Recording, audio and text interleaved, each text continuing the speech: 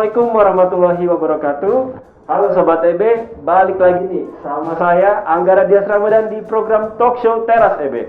Tempat ngobrol paling seru, paling asik dan pastinya paling informatif. Nah, sebelum lanjut nonton, untuk Sobat EB semua di rumah, jangan lupa nih untuk make sure follow semua social media kita. Bisa follow Twitter kita di @visitbanten_id. Bisa follow juga nih di Instagram kita di visitbanten.id. Dan juga kalian bisa add fanpage kita di Visit Banten. Dan nggak lupa nih, kalian bisa kunjungin halaman website dari kita di www.excitingbanten.id. Dan terakhir nih, jangan lupa untuk like video ini dan juga subscribe channel YouTube Visit Banten. Aktifin notifikasi buttonnya biar kalian jangan ketinggalan sama episode dari kita. Nah, oke, Sobat EB. Episode kali ini spesial banget nih, karena kita kedatangan tamu yang spesial juga pastinya. Hari ini kita akan berbincang-bincang langsung dengan Kepala Dinas Pariwisata Provinsi Banten dan juga ada Wakil Ketua DPD Asita Banten. Ada Bapak M. Agus Setiawan Awe dan juga Pak Ahmad Asrori nih. Halo Pak. Assalamualaikum warahmatullahi wabarakatuh. Waalaikumsalam warahmatullahi wabarakatuh. Siapa ya? Alhamdulillah. Bapaknya siapa? Alhamdulillah. Kesibukan gimana nih Pak? Lancar Pak? Lancar ya. Kita ini lebih banyak bikin laporan-laporan sementara ini kemarin yang untuk tahun 2020 kan untuk proses macam evaluasinya gitu kan ini mulai laporan-laporan gitu. Pak Luli juga Pak, kesibukan lancar Pak? Alhamdulillah. Walaupun pandemi tetap ada kesibukan ya. Oke, ini Pak, kita mau ngobrol-ngobrol nih Pak. Mungkin kita bakal ngobrol masalah seputar pariwisata Pak ya. Banyak Sobat EB semua nih, banyak yang tahu penasaran sama pariwisata di Banten nih Pak. Mungkin saya mulai dari Bapak dulu nih Pak. Nah Pak, seperti kita tahu nih Pak ya, di 2021 nih Pak ya, dari Dinas Pariwisata Provinsi Banten itu sendiri pasti kan punya program-program ya Pak ya. Tapi yang kita tahu nih Pak ya, pandemi COVID-19 nih Pak, lagi melanda kan Pak ya. Nah itu seperti apa Pak di masa pandemi ini Pak, program-program dari Dinas Pariwisata itu Pak? Terima kasih untuk program pariwisata. Jadi program pariwisata itu yang jelas kita tetap mengikuti norma-norma yang ada, acuan-acuan yang ada, yaitu RPJMD Provinsi Banten ya, dengan di samping ada kita RPJMD Provinsi Banten tahun 2017-2022 ya, itu alhamdulillah di Provinsi Banten ini di bawah kepemimpinan Bapak Gubernur Bapak Wahidin Halim dan dengan wakilnya Bapak Andika Yurumi beserta DPRD itu telah menerbitkan peraturan daerah itu peraturan daerah nomor 6 tahun 2019 jadi setahun yang lalu itu tentang rencana induk pengembangan pariwisata Banten gitu. Jadi di situ itu sama programnya antara di RPJMD maupun lebih itu lagi didetailkan lagi di Perda gitu, yaitu di situ itu ya yang jelas programnya itu tentang pengembangan destinasi, destinasi terus destinasi itu ya objek-objek itulah itu terus di samping itu juga SDM dan kelembagaannya SDM itu ya para pelaku pariwisata lah pada intinya itu SDM-nya terus di samping itu juga pemasarannya pemasaran jadi pemasaran juga kita kembangkan di samping itu juga mestinya tadi kan destinasi objeknya terus SDM-nya juga pemasaran dan satu lagi yaitu tentang industrinya ekonomi kreatif tidak hanya ekonomi kreatif tapi pariwisata ekonomi kreatif kalau ekonomi kreatif itu kan misalkan katakanlah untuk usaha-usaha yang ekonomi kreatif itu katakanlah kayak misalkan fashion itu kan ekonomi kreatif ya, itu katakanlah kayak handcraft gitu. Nah, kalau untuk pariwisatanya, industri pariwisatanya itu misalkan untuk hotelnya misalkan itu kan bukan ekonomi kreatifnya ya. Pariwisata terus rumah makan itu juga termasuk ke pariwisatanya, bisa pariwisata. Jadi tidak hanya ekonomi kreatif tapi kita parikraf, pariwisata dan ekonomi kreatif. Jadi itu jadi yang telah dirumuskan itu memang menurut hemat kami itu ya mungkin dulu pembahasannya juga yang sangat paham tentang pariwisata. Jadi mau itu di masa pandemi maupun di masa normal, programnya itu bisa dipakai. Jadi programnya pengembangan destinasi itu kan kita programnya itu untuk pengembangan SDM-nya dan sebagainya. Nah, cuma kalau kondisinya kalau masa normal, masa pandemi, ya kita cara prosesnya yang mungkin itu kita menyesuaikan, itu menyesuaikan. Satu contoh misalkan dalam pengembangan SDM kalau dulu itu dapat Lori misalkan itu dengan teman-temannya itu kita ngumpul kita offline lah istilahnya offline tatap muka. Tapi di masa pandemi ini kita secara online virtual. Jadi tetap program-program itu kita laksanakan gitu. Jadi programnya mau di masa pandemi maupun enggak, cuma prosesnya yang berbeda dan konsentrasinya mungkin untuk di masa pandemi ini ya itu kami kalau pas dengan teman-teman stakeholder itu bahwa masa pandemi ini itu memang seolah semacam seperti hambatan ya, hambatan. Tapi ini kita meyakinkan, kita ngobrol, kita mindsetnya kita kita arahkan, kita punya mindset bahwa di masa pandemi ini itu tidak semata-mata ini hambatan, bukan, tapi ini adalah yang jelas ini kita jadikan sebagai semacam peluang. Jadi tidak hambatan tapi sebagai peluang gitu. Dan alhamdulillah kayak kita itu insya Allah kalau yang di Provinsi Banten itu kan kita Sakratul Karimah ya, Sakratul Karimah itu jelas kita itu insya Allah mengenal adanya Tuhan yang Maha Esa ya, Tuhan yang Maha Esa. Dasar negara kita juga Pancasila, sila pertama juga ketuhanan yang Maha Esa. Insya Allah kita punya keyakinan bahwa Tuhan itu ada, Allah itu ada. Jadi insya Allah semuanya ini juga nanti ada hikmahnya, insya Allah ada hikmahnya dan mudah-mudahan segera berakhir ya Pak. Amin. Harapannya Pak.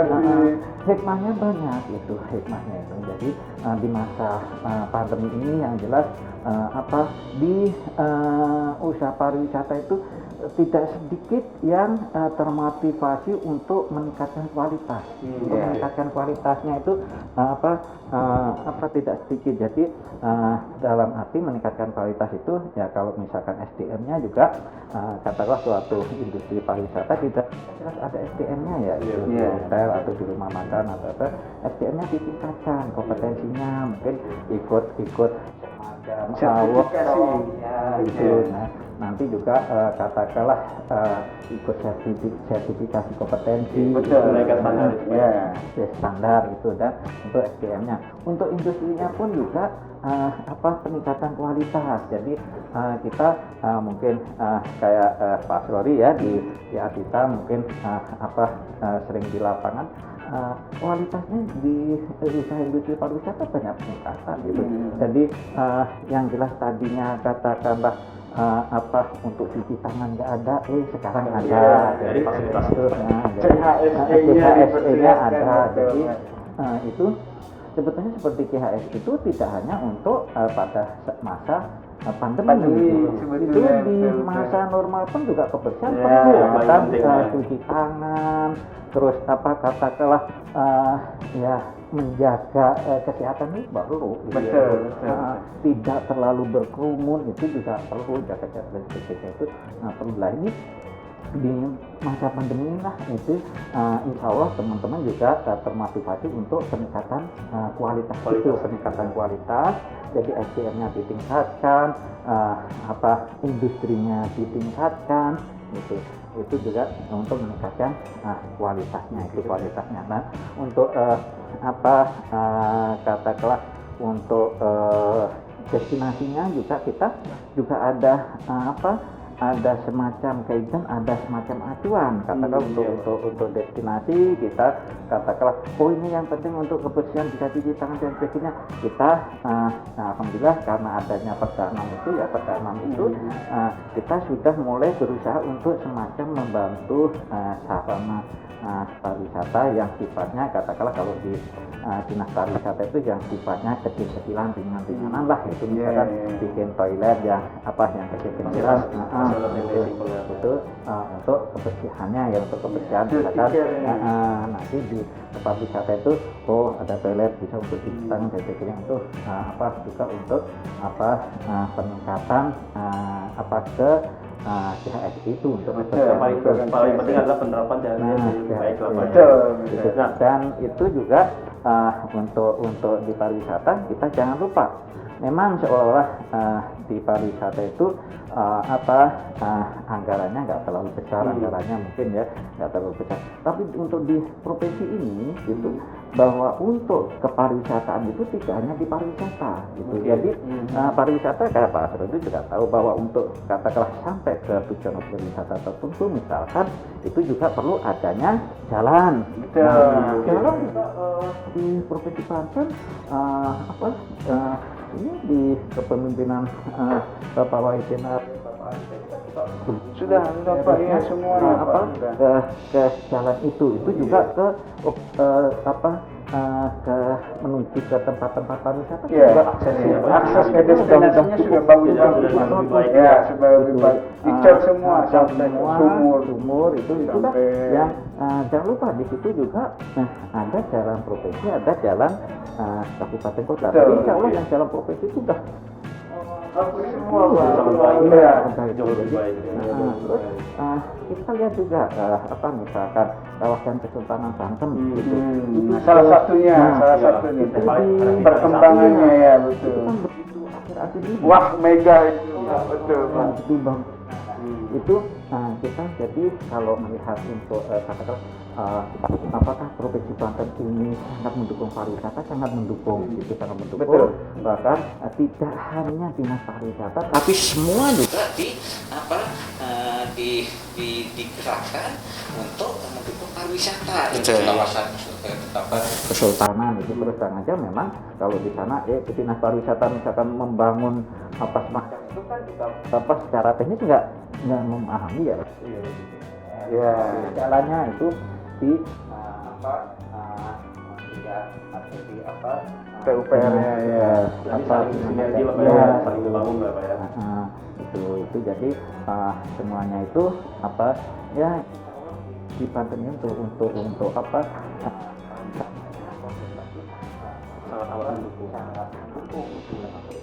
lah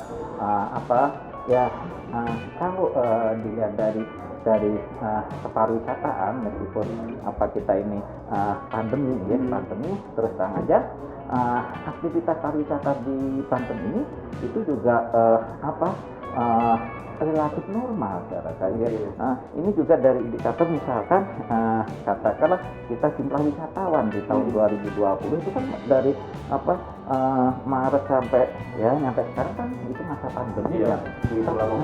Itu kan lama sampai 1 tahun penuh kan gitu. Tapi jumlah kunjungan wisata itu kita sudah 17,9 juta itu dari itu dari itu dari target 16,3 juta. Jadi kita sudah melampaui target memang. Nah, jadi kita di pariwisata sih ya kayaknya normal aja. Katakanlah bahkan kami juga untuk katakanlah program kegiatannya terkadang bukannya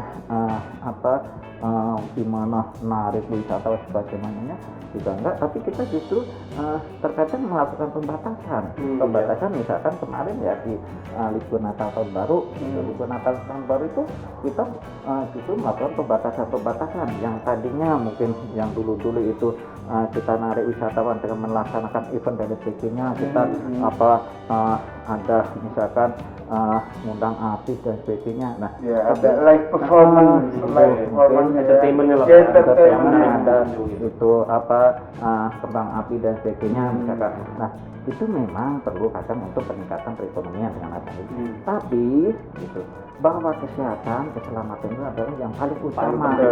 Jadi kita tidak sekedar biar kunjungan wisatawan banyak ini itu kita tempuh, enggak. Kita justru kita ke waktu itu Natal tahun baru itu ke lapangan itu justru mana yang nggak mentaati protokol kesehatan ya kita tegur, bahkan kalau ada usaha yang kira-kira itu kita panggil dinas kabupaten ya kita ajak ngobrol supaya untuk melakukan kunjungan. Jadi justru melakukan semacam protokol kesehatan dan nanti akan melaksanakan protokol kesehatan. Dan alhamdulillah juga kemarin kita dengan masyarakat juga cukup bagus kerjasamanya di itu, misalkan dengan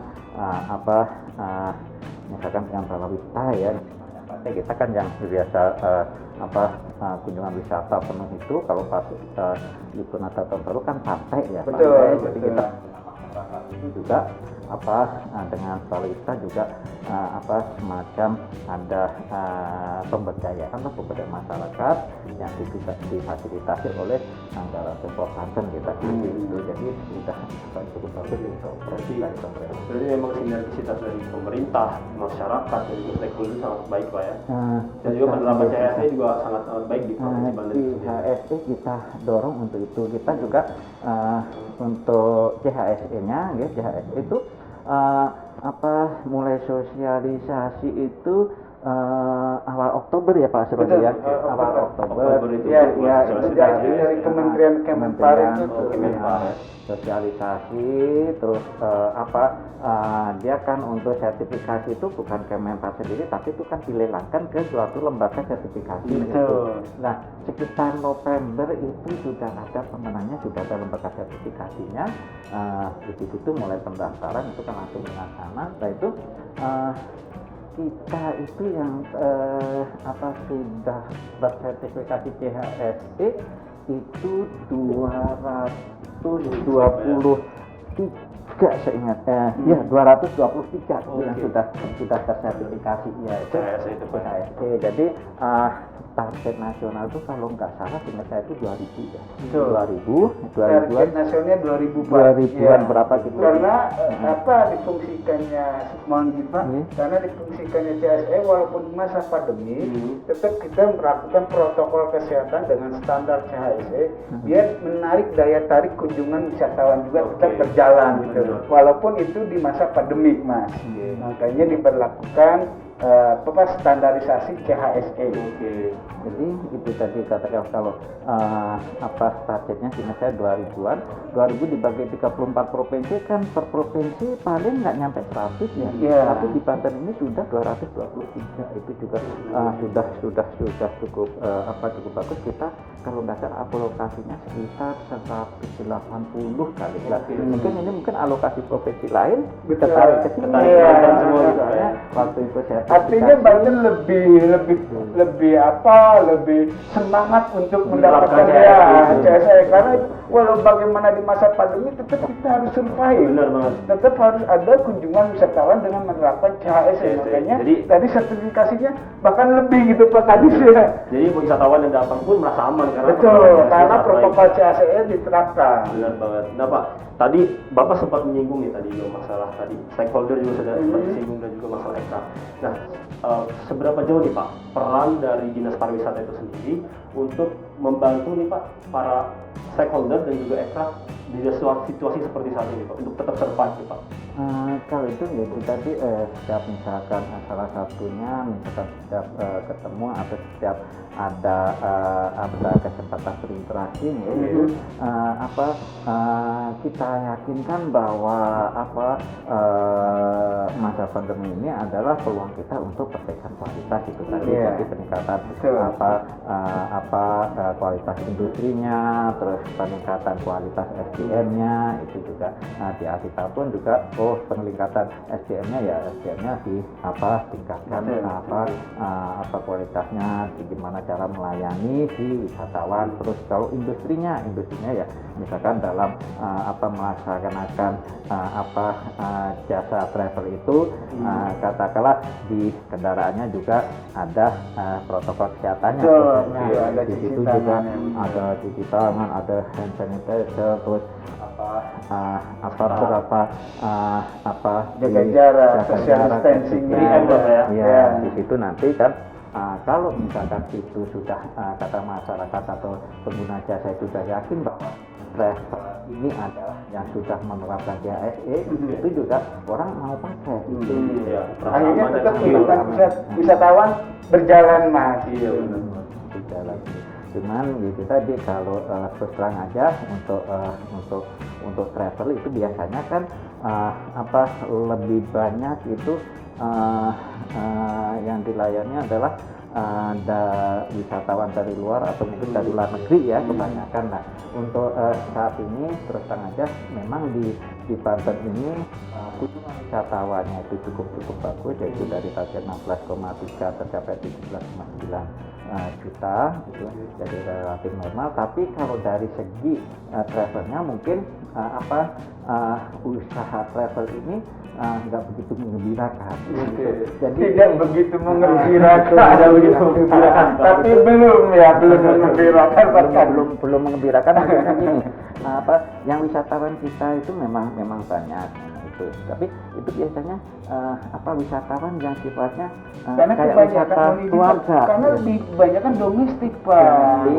Jadi belum sekitar negara belum. Karena adanya pandemi ini. Betul. Katakanlah dari Jakarta gitu kan mobil keluarga aja. Betul, family aja ya. Di Anyer atau mungkin di Sawan itu. Jadi mungkin kalau katakanlah ada yang dari Bandung atau dari kita kan sifatnya keluarga atau family holiday aja sifatnya. Belum lari ke catering Mas. Belum lari ke catering, sifatnya lebih family aja. Defaultnya sama betul. Family dan sekitar saja. Sekitar aja. Nah mungkin untuk dari Pak Asrori itu sendiri Pak, kontribusi apa nih Pak dari Asita sendiri Pak ya? Dari Asita sendiri yang untuk kegiatan pariwisata kepada pemerintah nih Pak. Kalau kami sifatnya dari Asita itu mendukung kegiatan yang akan direncanakan oleh pemerintah. Di sini oleh Dinas Pariwisata Provinsi Banten. Kami selaku stakeholder incorporate dengan pemerintah di sini Dinas Pariwisata Provinsi kami siap mendukung. Berarti dari stakeholder pun Asita sendiri pun seperti eksekutor Pak ya. Betul. Jadi ketika Dinas Pariwisata sudah memberikan program, eksekutornya adalah para stakeholder. Stakeholder. Karena memang Dinas Pariwisata sendiri tidak akan bisa berdiri sendiri Pak ya tanpa adanya stakeholder gitu kan. Betul. Harus adanya sinergisitas yang baik. Betul. Ya multi efeknya banyak. Benar banget Pak ya. Oke Pak, ini obrolan kita makin seru banget. Banyak banget yang masih bakal saya tanyain lagi. Tapi kita harus hold dulu Pak, kita tahan dulu nih Pak. Setelah break satu ini.